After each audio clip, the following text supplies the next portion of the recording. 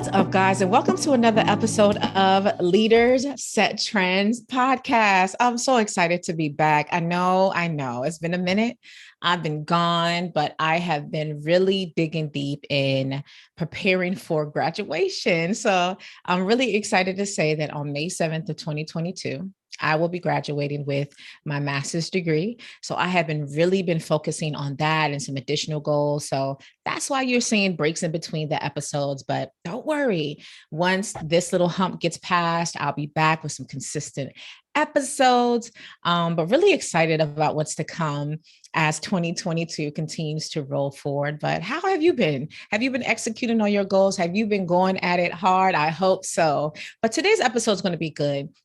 I had this conversation with Ritchie Thomas. Shout out to him. Although we have last names, we're not related in any kind of way, but he is a brother, a fellow game changer. He is somebody that is the homie, someone that really is doing some great things in the space in supporting military members, service members.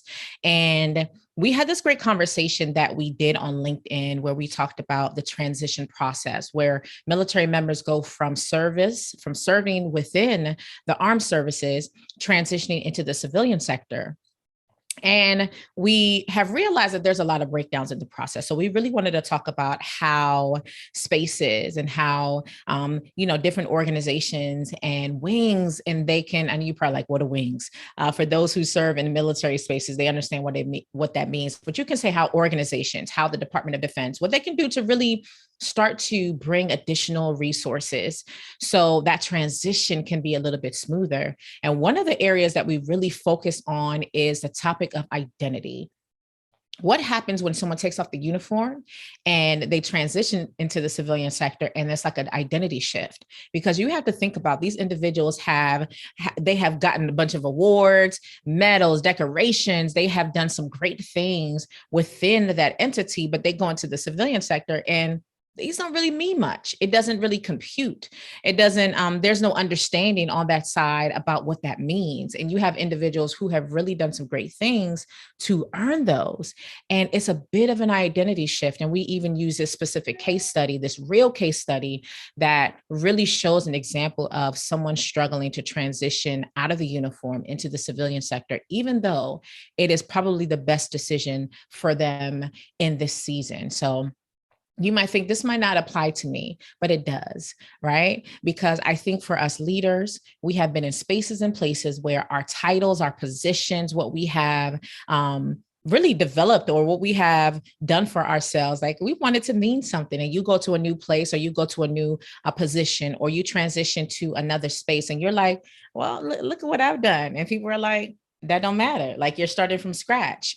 Or maybe you want to get familiarized with this population that has a ton of talent that you just want to, again, get a gauge of because you want to recruit them into your organization. Or you're thinking about a transition plan that you want to kick off because you recognize with COVID and the pandemic and all these different things that are happening that has impacted your organization that you want to create something to help your team members transition if you do have to do cuts or if anything was to happen, you want to have something in place to help them transition. This is the conversation for you. So as always, get your notepads, your note-taking material, and let's get into today's message. Welcome again. I am Aisha Thomas. I'm really excited to bring this conversation to you all as we talk about military transitions. Again, a conversation, an area that's near and dear to my heart because I am a service member. I serve in the United States Air Force, and I'm here with a special guest. And although we have the same last name and we are family, right? We're family, but we're not related by blood. We just happen to have the same last name. I'm really excited to have the Soldiers Coach on here with me because he can relate to this conversation. And I'm going to have him introduce himself because he does this work and he supports service members across all components, all branches in this transition, because we recognize that this isn't just a physical transition, right? This isn't just a career transition. There's also a psychological, there's also a mental transition as well. So we're going to have a great conversation, even our own personal transition. And I'm still serving, so I'm preparing for a transition, and even the lessons that I learned serving in a special duty as a career advisor, and the conversations I've had with fellow military members about prepping for, life outside of the uniform. So welcome, Ritchie. How are you doing today? Hey, thank you so much for having me. I appreciate the opportunity to be on the platform. This is a real pleasure. Thank you. Yay, yay. So tell the people about yourself. What are you doing? How are you impacting service members? And then transition into your story. How is how are military transitions something that's important to you? And how did you even get into that space of supporting other service members? Awesome. Yeah. Well, thanks again. Once again, everybody, my name is Ritchie Thomas, a soldier's coach, and I help our brave men and women in the United States Armed Forces mentally transition from a soldier's mindset to a business professional's mindset, because there are five big enemies, if you will, that plague the veteran community, and they go as follows. Unemployment will always be the first, second, and third biggest enemy, even before, during, and after COVID. We'll get to that in a minute. The second biggest issue was homelessness, followed by mental health, which often leads to suicide. And number 4 and 5 are physical injuries and lack of education. So those are five big issues in the veteran community.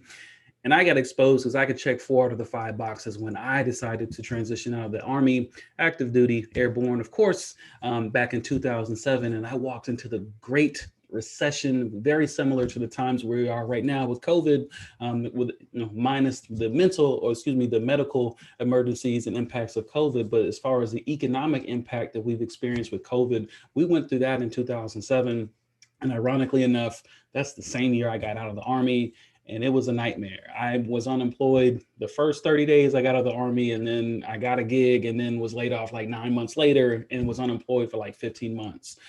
So I feel like sometimes you get exposed to something because you were meant to do something about it. So when I got to a point in my career from an IT standpoint, I got into IT and built a career from the ground up for those 10 years. I started to create content for people who are where I was, you know what I'm saying? So I wanted to build a platform and content for those transitioning out, because I just felt like the transition assistance programs were not really where they needed to be. So I just wanted to be an aide, a coach, a teacher, a servant to those getting ready to transition out of the military, regardless of what branch they were in, because the programs needed a lot of support. And as you pointed out, Aisha, most of it, I feel, if not 90% of it, is mental, because we see ourselves and we sell ourselves and we brand ourselves to the marketplace as soldiers. The soldiers don't get hired, business professionals do. So I love what Wow. you're doing, Aisha, to already kind of start. I think you said you got what, 2 3 years left in the Air Force, but you've already have a serious red carpet, if you will, for your next phase of your career. But I hope others can kind of mimic what you're doing already. Yeah, and thank you so much for sharing your personal experience, because sitting in the seat of career advisor, and for those there might, again, who's watching, you might not serve specifically in the Air Force, but there might be similar positions in the other branches. But had an opportunity to support a special duty as a career advisor, and within that role you support individuals that are in that space where there could be potentially transitioning, or they are transitioning. And I heard a lot of stories, and I was in a lot of retirement ceremonies, or saw the preparation for retirement or separation, where it might be medical, or someone decided that, what, my ETS is coming up, meaning that, my term of service is coming up and I'm ready to go, because maybe they were unhappy with their organization. But it was something that I saw that was a pattern. Once that individual got closer to that separation date, even it was interesting, because it was like I would see prior to, you would think that, especially when it came to officers, you would see them and you look at them like they're on this, I won't say pedestal, but again, they're officers. You have O6s and generals and individuals that are in these high positions. And you saw a different person show up when the transition was happening. And I was so surprised. You saw anxiety show up. You saw doubt, you saw fear, you saw hesitation, you saw procrastination, paperwork that, sir, um, um, that paperwork I inquired, I sent an email a few times about, just a reminder. And again, you might be supporting a team member that might be like, ma'am, can you help me talk to a general? Or can you hear me talk to Colonel so-and-so, or Lieutenant Colonel so-and-so? Because there's paperwork that's required and they have to support, or they have to have it submitted, because I work closely with the personnel team there at the military processing site. And they were, they had deadlines, and you saw how uncomfortable it was for them to submit that information.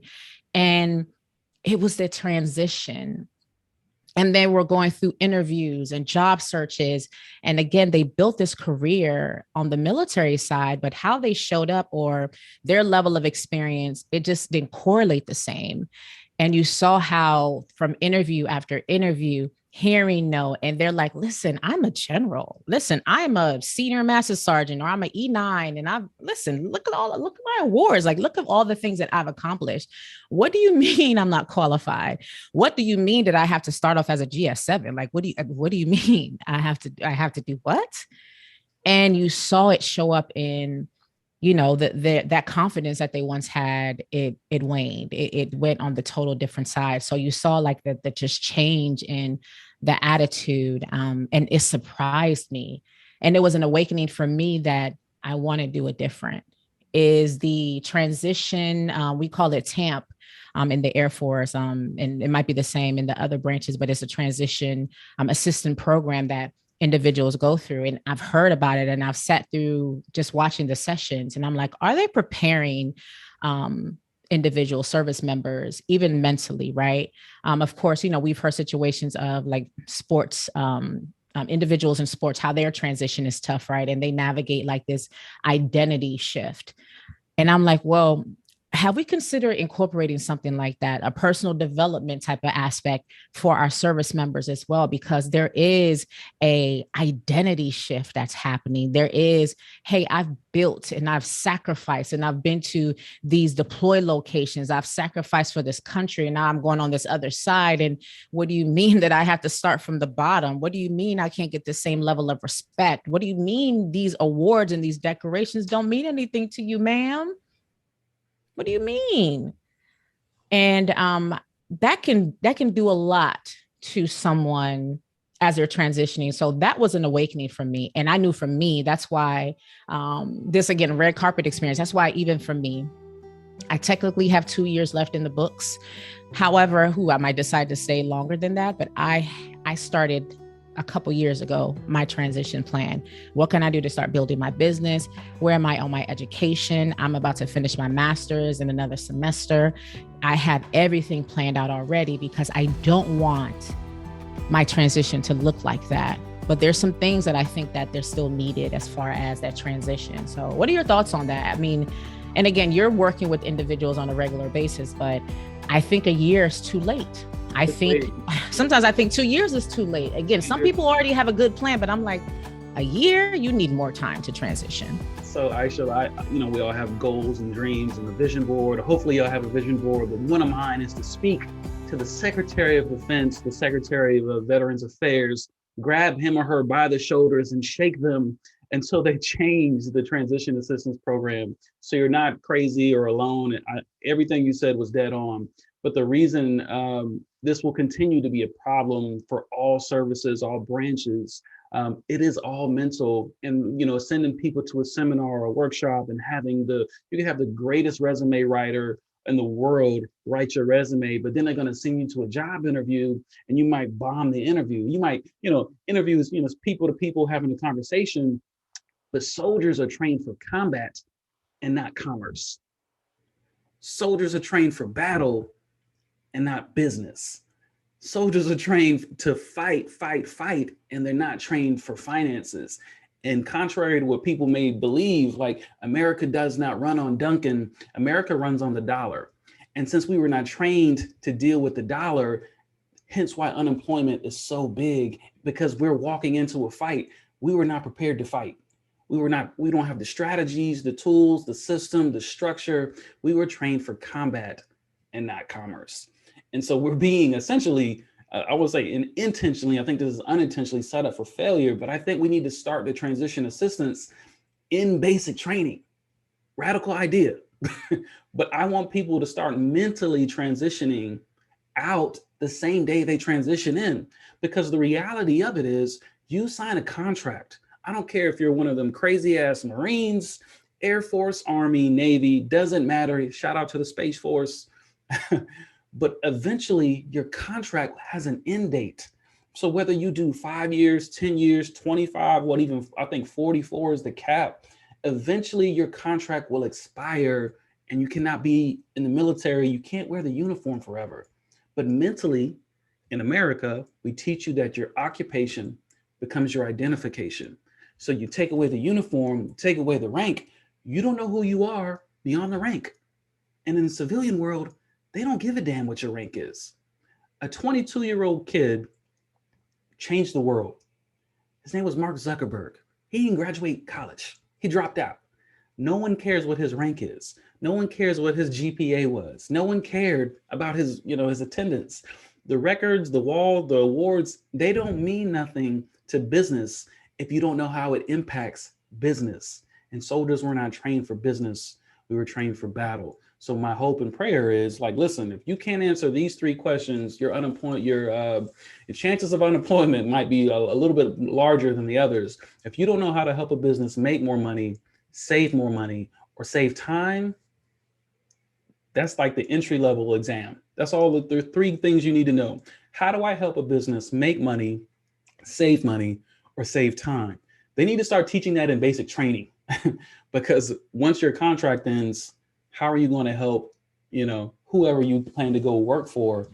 And soldiers weren't trained for that, regardless of which branch of service. I mean, actually, when's the last time you took a business class that was sponsored by the Air Force? When's the last time y'all go to a rifle range or a motor pool, but when's the last time you took a business 101 class that was actually mandatory by the United States Air Force? I mean, your comrades, other folks in your unit, like when's the last time they took, a marketing class, a sales class, a finance class, all about the bottom line in business? Man, that's a real question. If anybody's watching this on the chat, like drop it in the chat below. Like, I'm really curious, like if you're actively in the military right now, when was the last time you took a business class that was sponsored by the military, not on your own? You know what I'm saying? So I think they have to start doing the transition assistance. Like 2 years is way too late.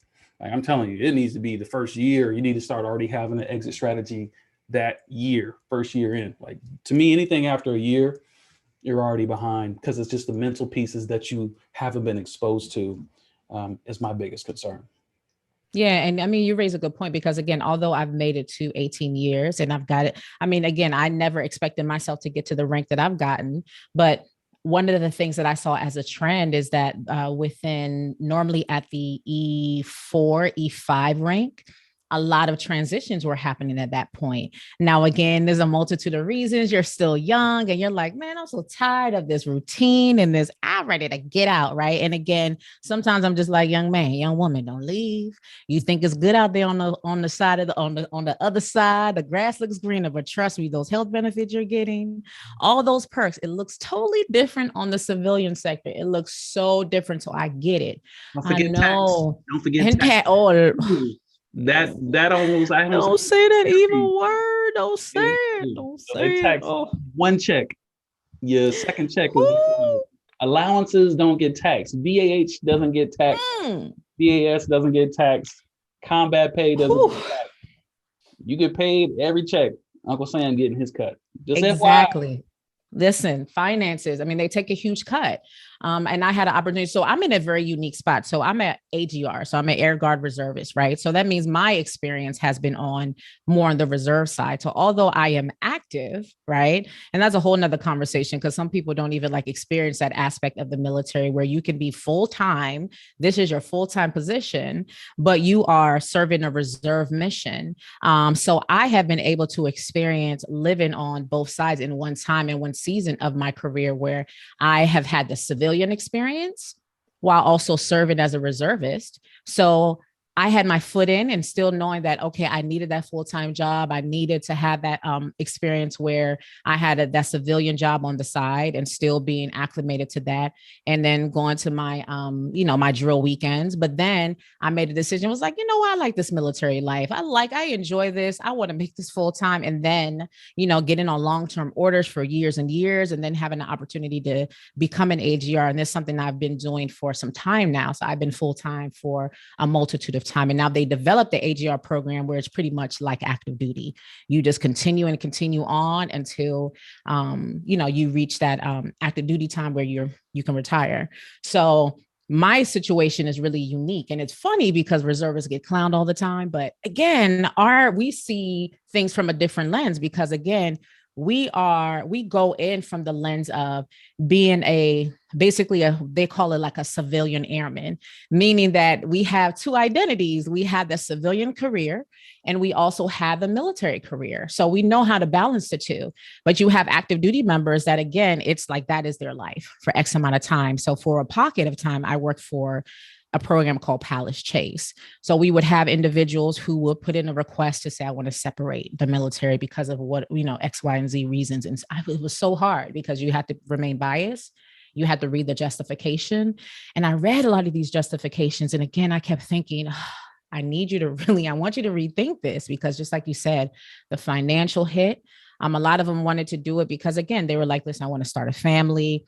I don't like this, the instability, right? Because again, you were typically in the AGR program, you choose where you want to go next. Hey, my next assignment, I get to pick up and go, and I apply to go to this next location, versus the active duty program, you're told where to go.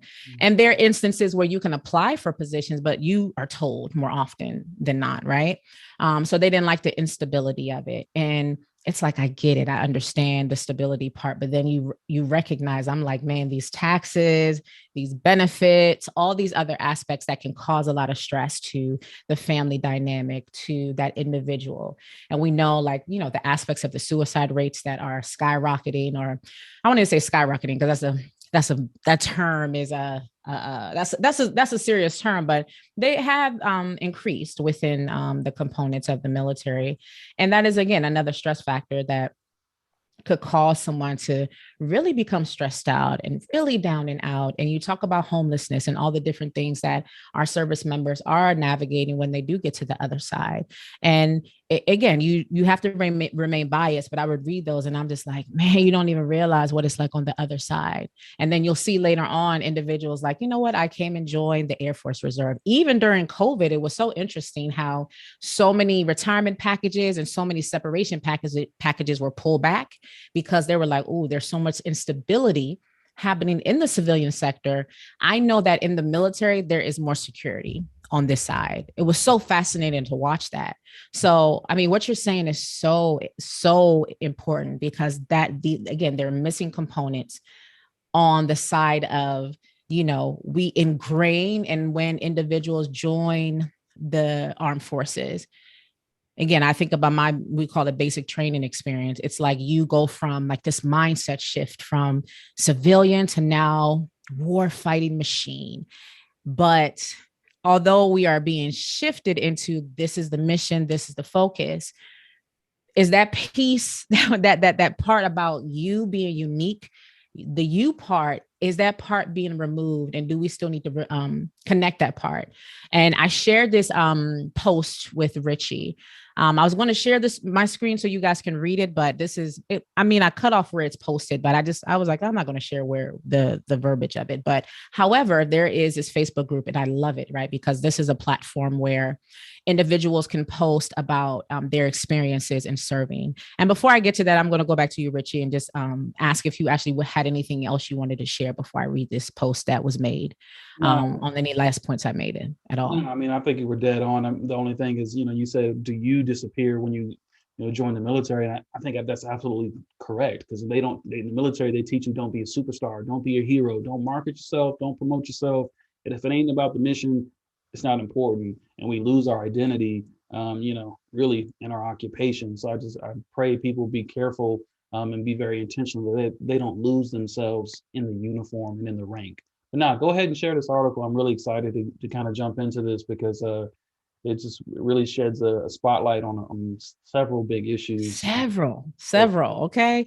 So there's this Facebook page, and I love it because, again, there have been awesome service members and vets that have created these channels for individuals to share resources, discuss their issues, support one another.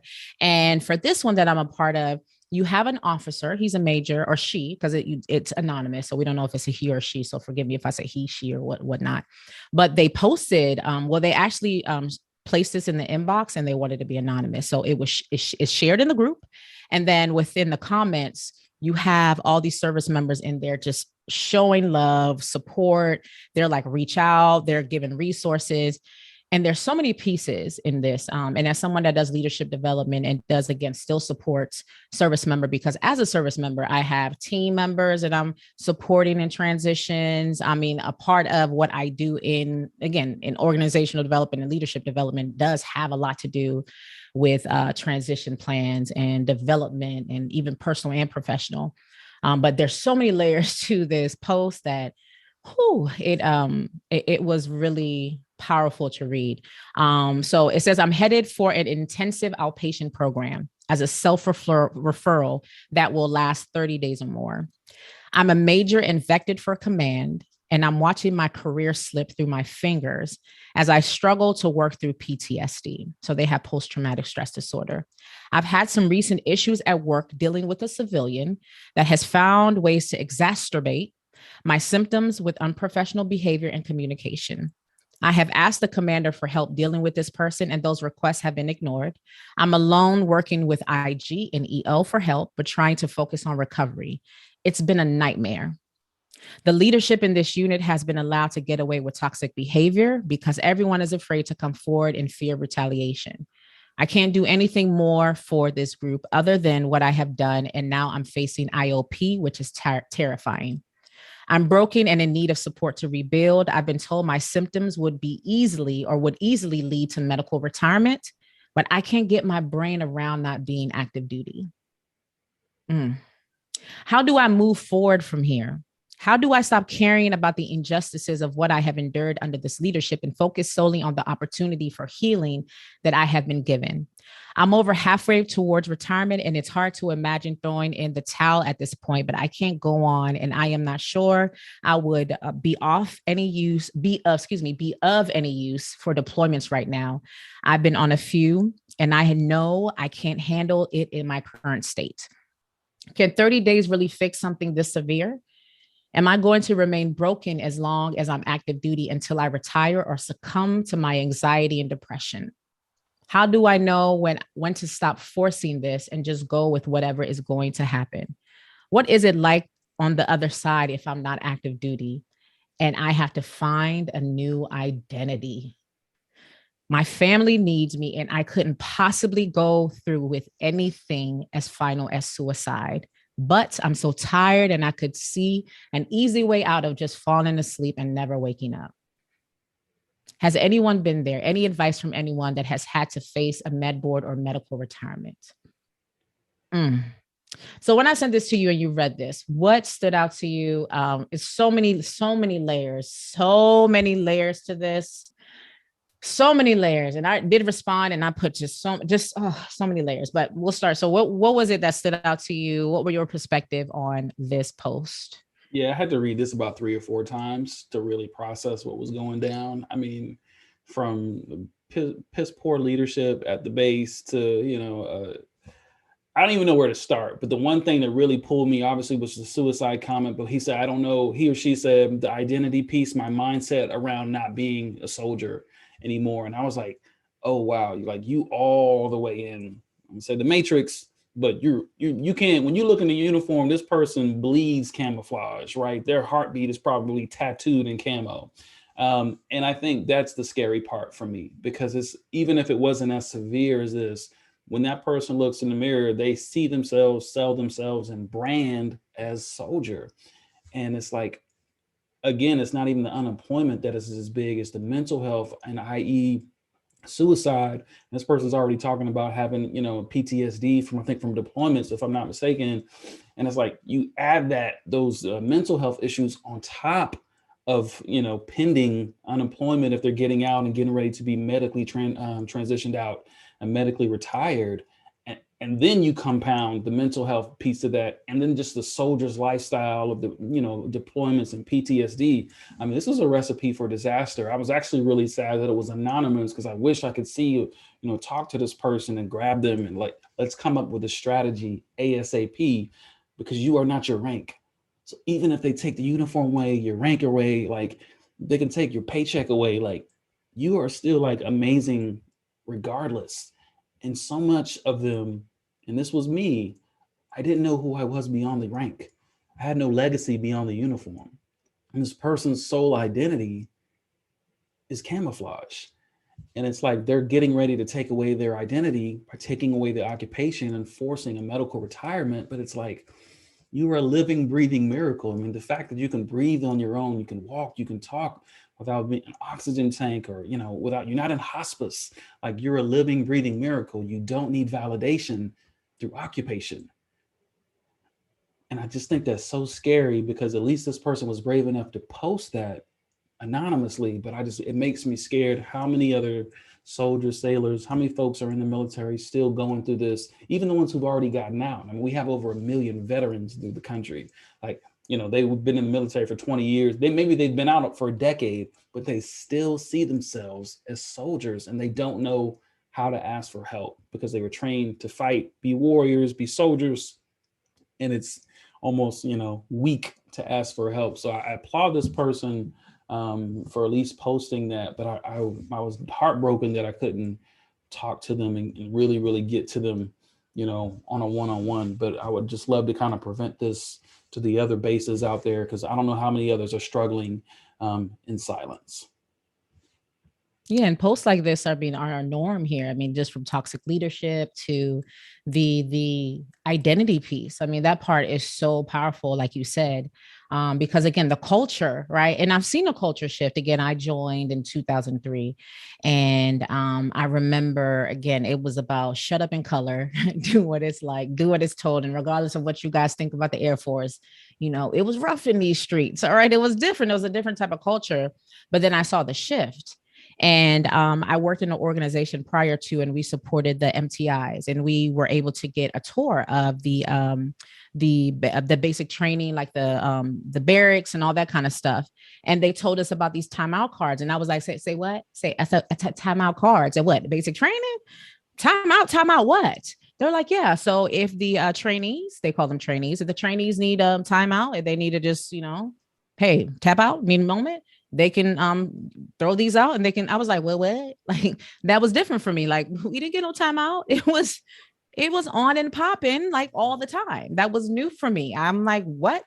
But I realized, again, even as someone that is emotional and someone that is an emotional intelligence practitioner and talk about it, that has been embedded in the leadership competencies.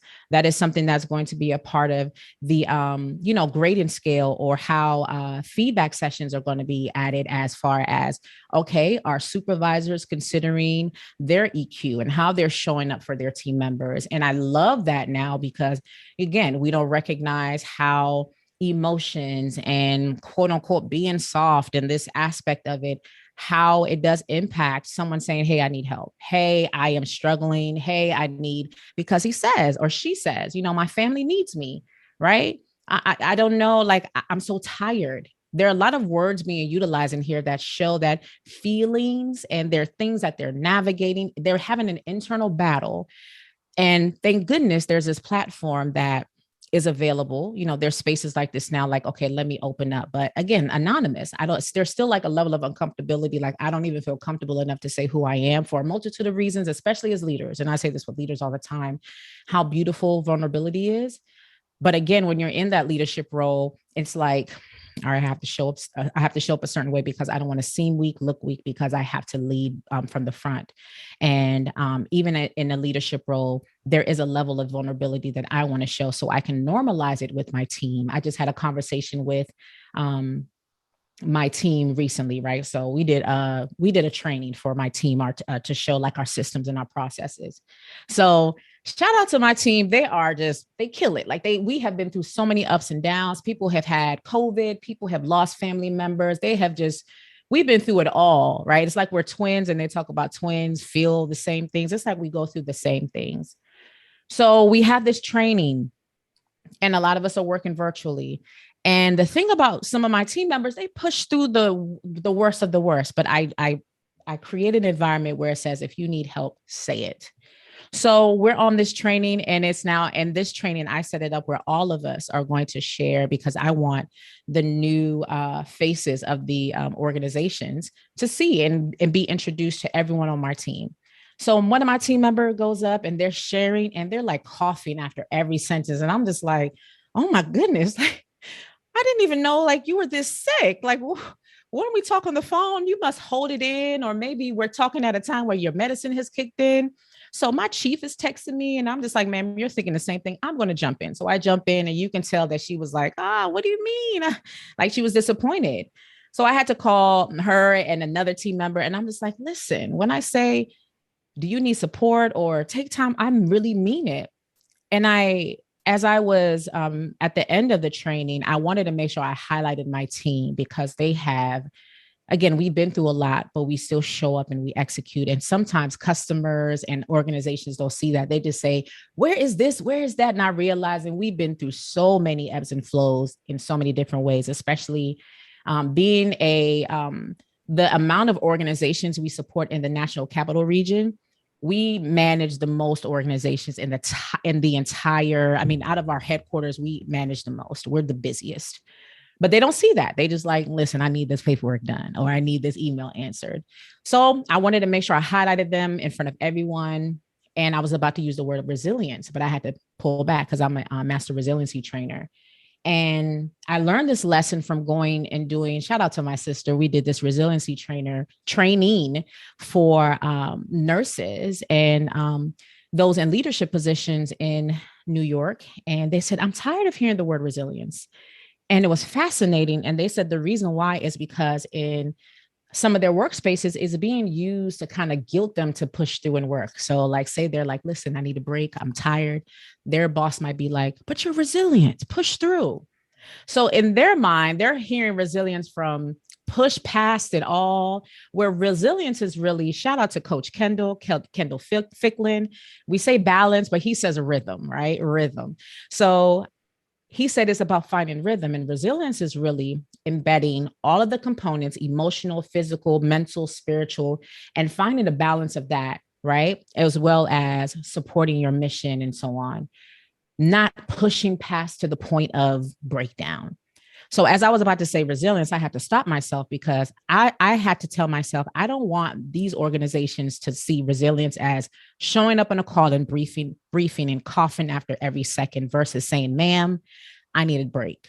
So I had to talk to my team. I said, don't ever do that. And I was saying it out of love. I was like, I need you to accept help. And I say for some of us, because of culture, our experiences, all we've been through, sometimes the culture of the organizations, and I'm speaking to leaders right now, right? I want you to ask yourself, have we created cultures and spaces where we are telling our team members, and we might not mean it, right? Maybe just, we don't even know, it might be unconsciously.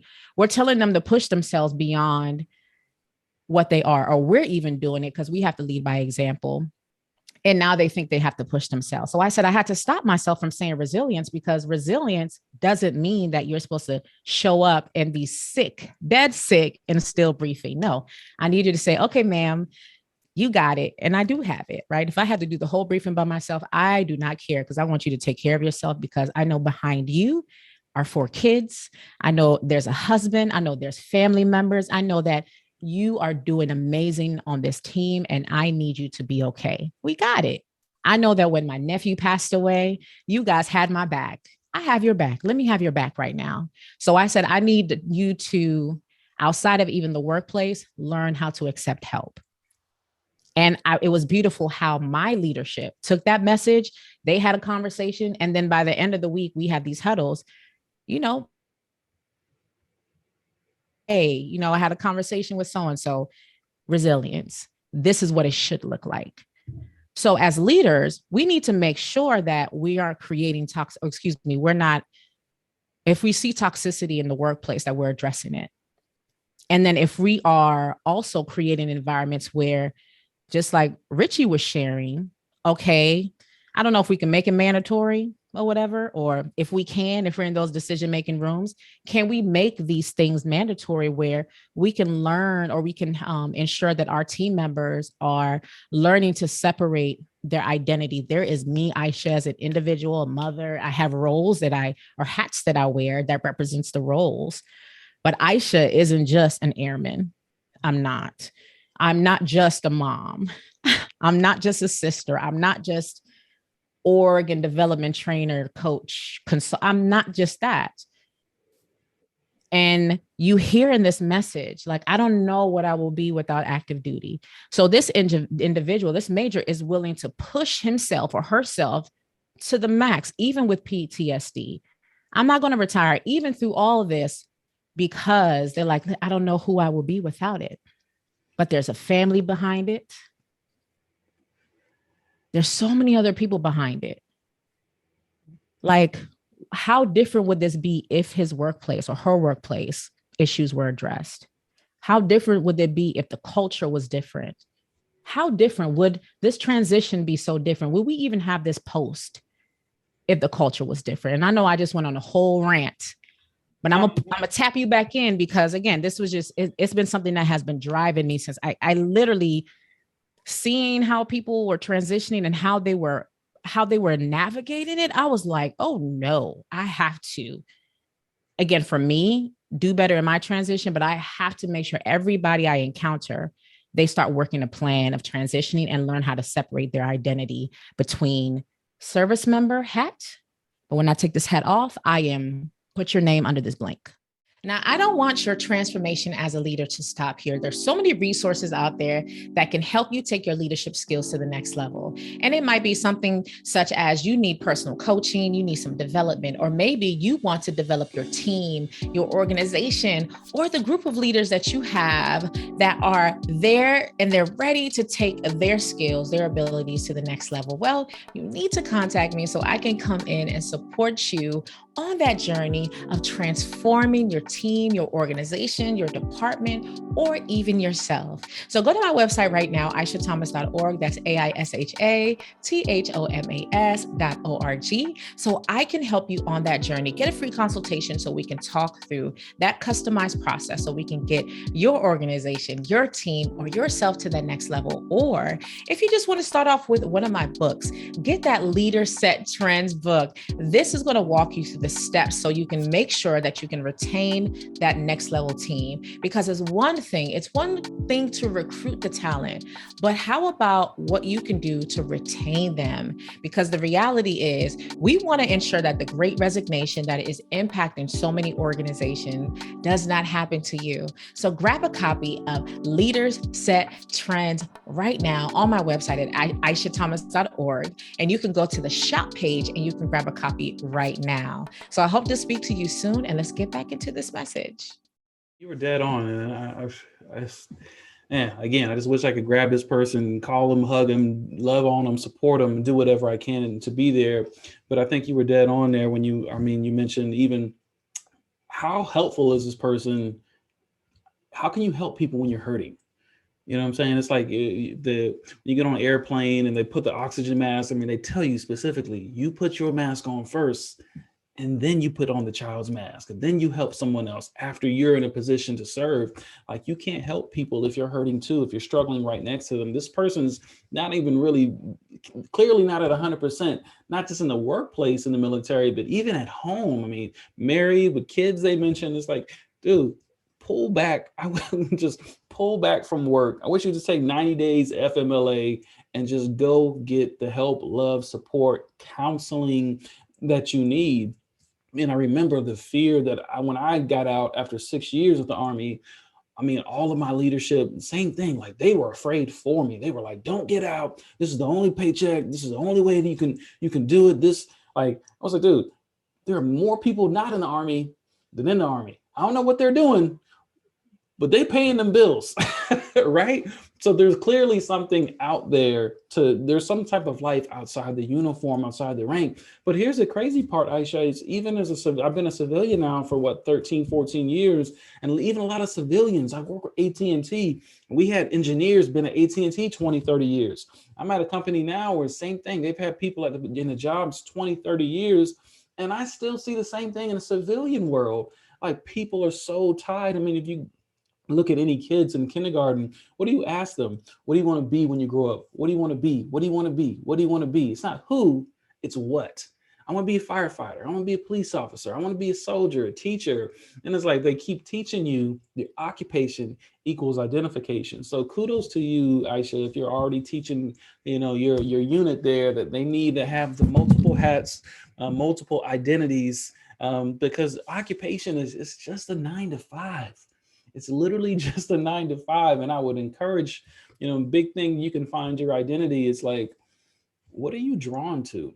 What's your vibration? Like, what do you do? What's your hobbies? Like, how can you build a brand, a business around what you love to do? Like, if you love to fish, like, we can't start a business around fishing. Like, if you love to, my mom's she's got a green thumb, loves to be in the garden. I tell her all the time, start her own landscape company or, personal gardener or something like that. But can we find profit in passion? That's what I would ask anybody in the military. Can we find a way to Write have that down. profit? Profit and passion. Do you said that Profit. before? Have you said that No, before? that was straight off the dome. Okay, I need you. Let me go ahead and put that on the side because we need to put that down. Okay, I'm sorry. Profit. Yeah. Oh, Yes, yes. And as my coach Kendall would say, dramatically, let that breathe.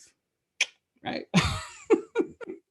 But I would encourage you guys, all of y'all, seriously, find a way to turn your passion into a profit, because that's what you're naturally drawn to. That's what you love to do. I was always great with IT and technology. I speak computer like it's computer's a language to me. Like, I just pick it up. So I was able to jump into IT really, really quickly after I got out of the military, because I was passionate about it. Even when I come home, I would always play with computers, but that just kind of became my thing. But I would beg them too. It's like there's two things before they'll transition out. It's like, yo, find a way to own a business or a building. Those are even the building piece is kind of like two birds with one stone, if you will, because the unemployment is the biggest issue and mental health is number two, but homelessness is right up there, because typically you lose your job, then you lose your identity, then you lose your home, and then they lose the will to live. So even, like I said, part of your transition plan, I was really, really encourage a lot of y'all, try to jump in some real estate. You can buy a duplex with your VA home loan, live in one unit and rent out the other. That way, if you lose your job or you can't find one in unemployment, at least you have a place to live and you can rent it out, and that'll be additional income for you and your family. And that need to go find a job won't be as urgent if you can have, that your bills are covered through real estate. So own a business or own a building is my big two for transition steps out. So break down those steps. That was, I mean, you said that's why he's an expert. So well, you talked about this process. You talking about losing your home, then you lose this, and then talk about that. Break that down again. Say it again. Yeah, absolutely. Because that was powerful. So yeah, I mean, again, so the 5 big steps of unemployment are unemployment is number one. Number two is mental health, right? Depression and anxiety, which often lead to suicide. And then it's homelessness is number three. That's the third biggest issue in the veteran community. And then they have physical injuries, right? And then you have a lack of education. A lot of people will exit the military without getting a degree, which is crazy because it's free. So the unemployment is the first thing. So the way I believe every veteran before you transition out should own a business or a building. And I would prefer if the business was in your name. So it's Aisha Thomas. Aisha should have an Aisha Thomas LLC. I'm Ritchie Thomas. I got a Ritchie Thomas LLC, because that helps me mentally transition from a soldier to CEO mentally, right? And then the second biggest issue was the mental piece. So it's like, if I walk into a building and I see myself as a CEO, I'm going to carry myself, I'm going to walk in my purpose a little bit differently if I'm asking for a job versus I'm walking into a building to create a job as a CEO. So I believe that you should have a business in your name, like you LLC. So own a business or a building is one to combat unemployment, right? And then number two, for the mental piece, it's like you got to see yourself as a CEO, the pride, just like you wore the rank. Well, civilians don't care about rank, because if it ain't about the bottom line, it don't matter. So owning a business in your name is huge, but it's also big psychologically, because it'll give you some place of honor, value. Like, hey, I'm a business owner. Like, people walk a little bit different. I don't know what it is, right? And then for number three, for the homeless piece, I honestly believe this. Everybody before you transition out should seriously have a plan to own real estate, to own a building. right? So you could rent it out. You could take your GI Bill, VA home loan, and you could buy a duplex, a triplex. I mean, you could buy a large single family and cut it up into four, but you have the ability to rent out land. They're not making another earth. So I would beg you all to own a business and own a building before you transition. And especially because, again, it's a mental transition. You're not a soldier, you're a CEO. You just were never told to act like a CEO. Come on now. Come on. And again, that's why we're given these tools. Like these tools are so important because there might be someone watching or maybe someone you know. And again, the reason why I thought this conversation was important too, because there are leaders out there. You're in a decision-making space, right? You have an opportunity to shift, right? Policies. You have influence, right? You might be able to say something, and because of what you said, they're like, listen, we can implement it. So if you have that, if you have that influence, utilize it. Because again, if we want to minimize these suicide rates, if we want to influence the changes, because again, I want us to look at the big picture impact, because this extends beyond the workplace. This extends beyond when we're watching the news and we're seeing crime that's happening. I didn't even, again, I've plugged from certain news channels and things just from my own, just peace of mind. But I heard this unfortunate story because, again, we have a lot of those within the Asian community that are still being attacked, unfortunately. And I hear this painful story just from on LinkedIn and from just following awesome people, these stories of individuals that are being attacked. And the interesting twist of this post is they were like, the person that attacked them was someone that, and I love the term because they didn't even say homeless. They said that this person, it was another term that they mentioned, and I loved how they utilized it. But pretty much they were saying that this is bigger than just, yes, it was so unfortunate that what happened, but they even looked at the deep rooted issue of homelessness and how one issue led to this. Like they literally backtracked it. Okay, this happened because of this, and this was the trickle effect of this, and this was a trickle effect of this, and this impacts this community more than this. And if this community wasn't impacted by this, then this one. And it was beautifully written because it was like, look at the big picture impact. So for all the veterans that are out there that have served, and again, it's just impactful to see how one thing can lead to another thing and how it can lead to another thing. So when you're making those decisions, yes, it's going to impact your organization, your unit, your command, but think about, that's one less person that will be homeless. That's one less person that won't have that mental breakdown potentially. And again, that might not respond in a certain way. There are a lot of individuals out there that have had mental breakdowns and they've responded a certain way. And it's so unfortunate. They still need to be held responsible and so on, but it is a trickle effect. So all the decisions that we are making, there's so many benefits in it. So if you do have the opportunity to say, you know what, I want to push this initiative. I want to back this initiative. If I have opportunity to sit down with the, the chief master sergeant of the so-and-so, if I have opportunity to sit in front of the general of the so-and-so that can push these initiatives, do that. Or if you are in that position, just have that conversation, because you never know about the impact that it can make on those who serve. And again, this extends even in the civilian sector, because you do even have individuals in the civilian sector who struggle with transitions as well. That's why transition programs are beneficial, but it's about what items in there, because honestly, I hear more in those TAMP programs. I hear more about the VA benefits more than anything. Exactly. All the VA benefits, I can claim this, I can claim that, and I can claim this. And I'm just like, what about your mindset? What about this? And the process takes so long. And yes, it's amazing that you can get all these, how long? 4 years. 4 years.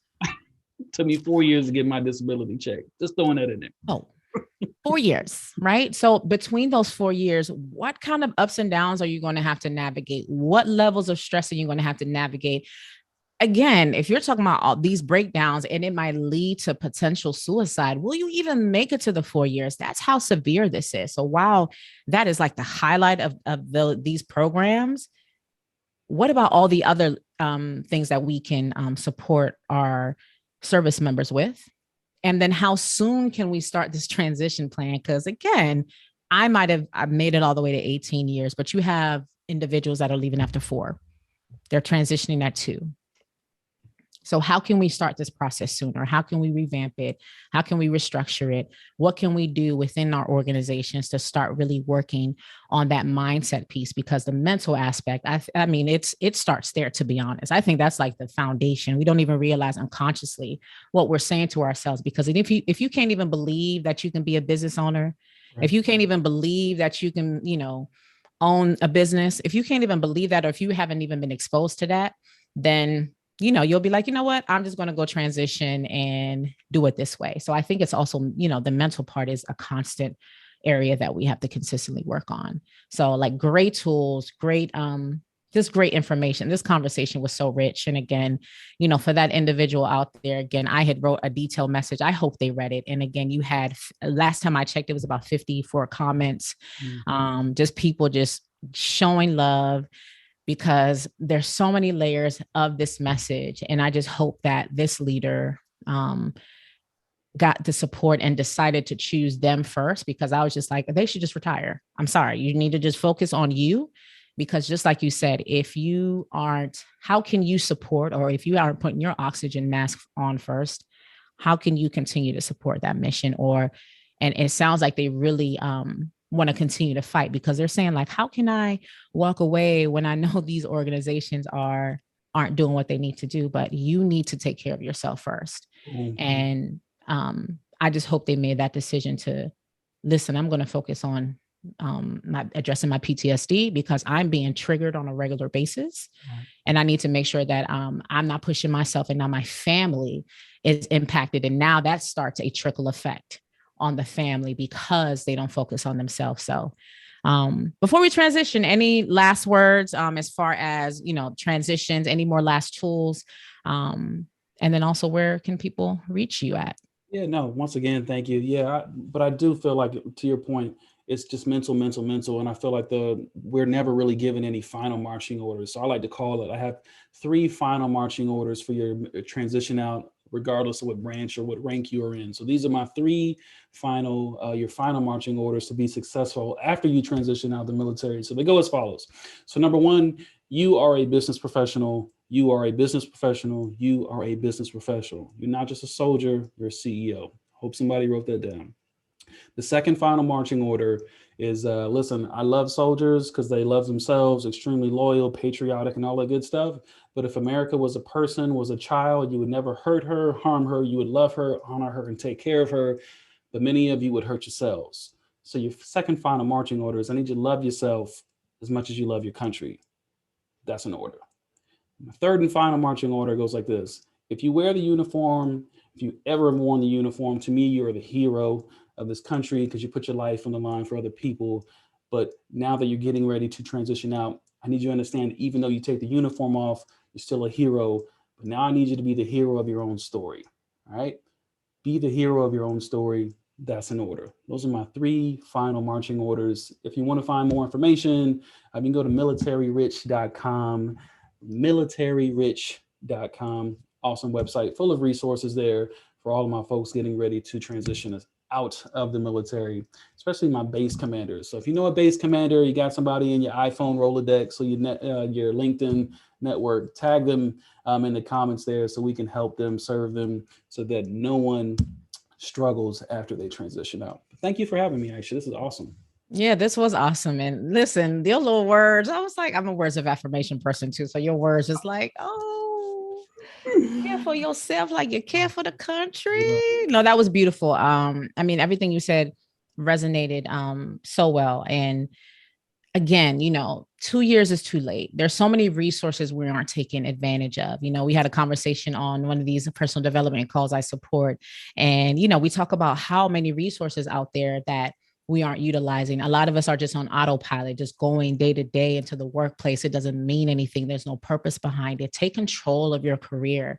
Stop having the mindset of choose me, versus you need to start looking at things like I choose you, right? Because there's purpose behind it. This is a vehicle to get you to the next destination of life, right? So I wear this hat When I take it off, I am still, insert your name. I'm still Aisha. I'm still Ritchie. I'm still whomever, right? And your role, your occupation doesn't define you, right? There's so many layers to you. So don't forget that, right? Don't forget that you were brought into this earth for so much, excuse me, so much more than just wearing your uniform. And although we are proud, I'm so grateful to serve. I'm so grateful for all the Air Force has done to me because it just developed these leadership skills that I have. And now I can give it back to organizations and companies and developing them.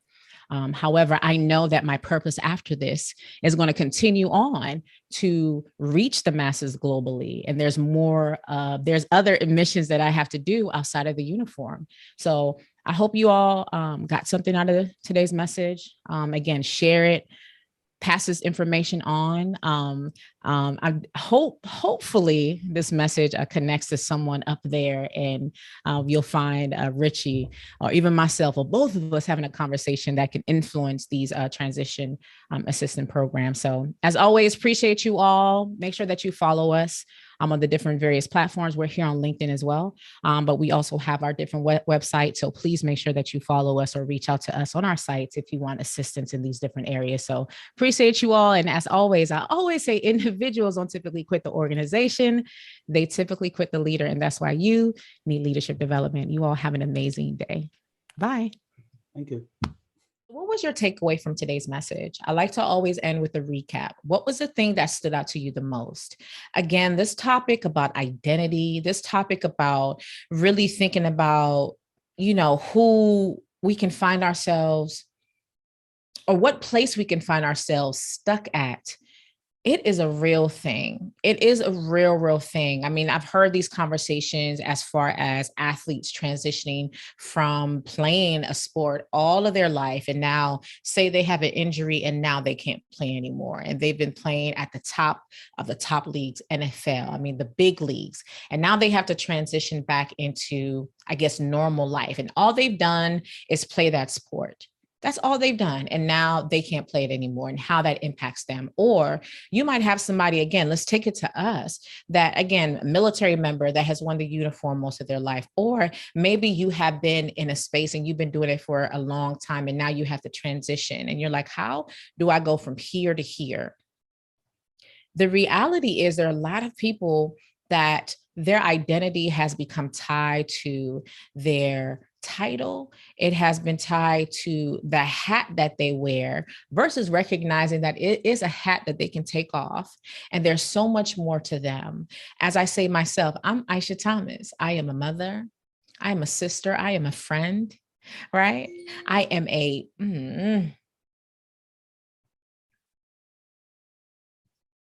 okay.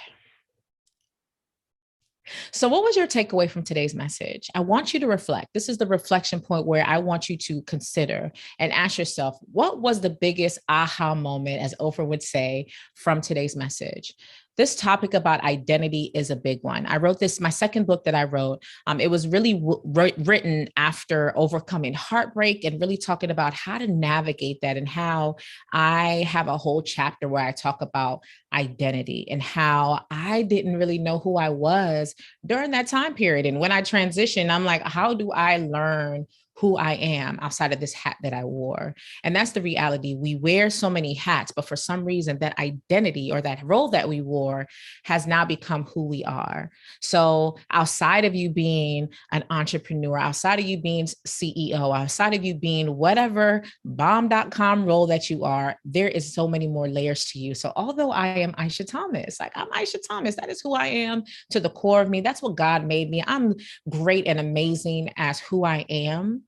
I'm also mother. I'm also sister. I'm also friend. I'm also a section chief. I also have troops who look at me as a leader, also leading in other spaces. I'm also a business owner. I'm also a consultant. I'm also a trainer, a teacher. There's so many different hats that I wear. And all of those are awesome talents and gifts that I have that make up, right? Make up who I am. They're different pieces of me, but they don't define me. So if I no longer teach, if I no longer train, if my kids eventually walk away, meaning that they transition and now they're off to school, that still doesn't take away who I am, my identity, the greatness in me, right? I'm very spiritual. I'm so into my Father God. And I know that He defines who I am as this great, right? I know who I am.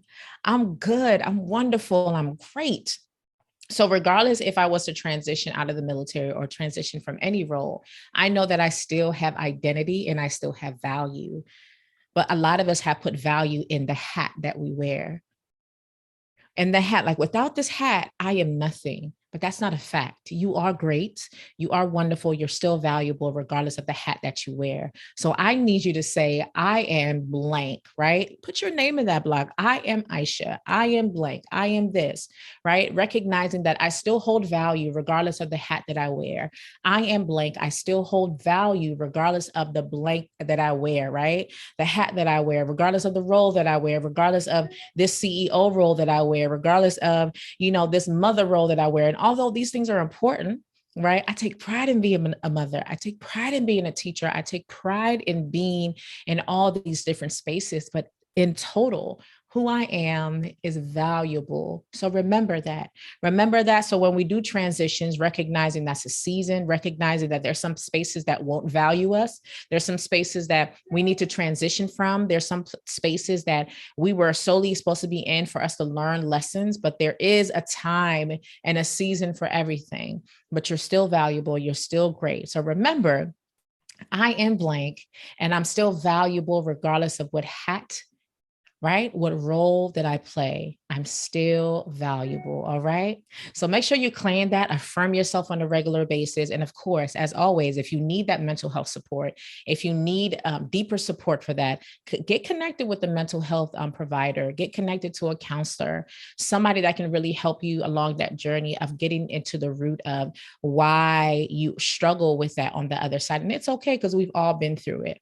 I am such a push. I push therapy because I went through it. This was something that helped me get to the other side of what I was navigating. So please, right? We all have things that we navigate. We all have things that we have like seasons of struggling with, right? And you might need that expert support to do that. So I urge you to get that additional support because the reality is you're still valuable. And I want you to know that. I want you to believe that in your heart. All right. We've been there. I've been there. So I'm with you. I believe in you. Whoever's watching this right now.